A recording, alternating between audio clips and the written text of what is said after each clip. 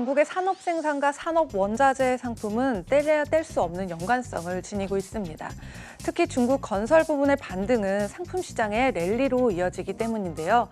먼저 중국의 지난달 산업 생산을 살펴보면 전년 동기 대비 5.6% 증가했고, 이는 코로나19 사태 전인 지난해 12개월 이후 8개월 만에 최대 증가폭이 되겠습니다.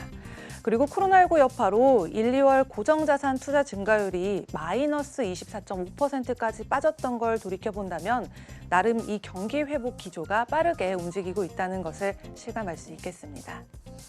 네, 그래서 오늘은요, 상품 시장 중에서도 금보단 주목받진 못했지만 조용히 내실 있게 실적을 끌어올리고 있었던 백금과 팔라듐 선물, 그리고 현재 40달러대에 머무르고 있는 국제 유가에 대해서 살펴보도록 하겠습니다. 네, 주로 가솔린 엔진의 촉매제이자 배기가스 정화에 쓰이는 팔라듐 선물은요, 2010년 이후부터 채굴돼서 유통 중이죠. 이 팔라듐의 올해 연간 상승폭 26%인데요. 6월 말부터 지금까지 석 달 동안에는 총 24% 상승세 보였고요. 이는 월 평균 8% 상승한 것으로 볼 수가 있겠습니다. 그리고 지난주 화요일에는 6개월 고점인 온스당 2,454달러 선을 기록했고요. 금요일장에서도 전장 대비 2% 이상 오른 온스당 2,382달러 선을 기록을 했습니다. 그리고 팔라듐과 비슷한 용도로 디젤 엔진에 사용되는 이 백금 선물도 6월 말부터 꾸준히 상승해서 14% 이상 내지는 월 평균 약 5%의 상승폭을 기록했는데요.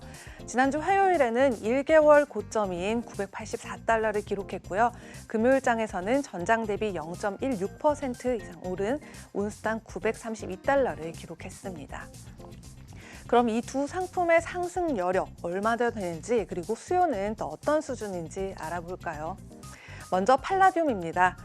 귀금속 분야의 애널리스트 수닉스마르딕스에 따르면 이 팔라듐은 2월 27일 고점이 2,788달러를 기록한 이후에 3월 16일 저점인 1,355달러를 기록했는데요. 피보나치 조정대 61.8%인 2,240달러 위에 머무르면서 상승 추세를 유지하고 있는 상태로 볼 수가 있겠는데요. 이 기준으로 봤을 때 팔라듐이 다음으로 주목해야 될 영역은 피보나치 조정대 76.4%인 2,450달러대가 되겠습니다. 그리고 귀금속 자문회사인 메탈스포커스에 따르면 2020년 공급 부족 폭이 3.9톤일 것이라는 전망이 있었는데요.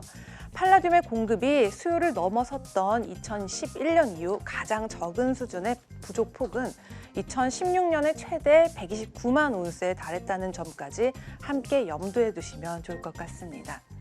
그리고 백금은요, 50일 지수 이평선인 926달러를 넘어서서 지속적인 강세를 보이고 있는데요.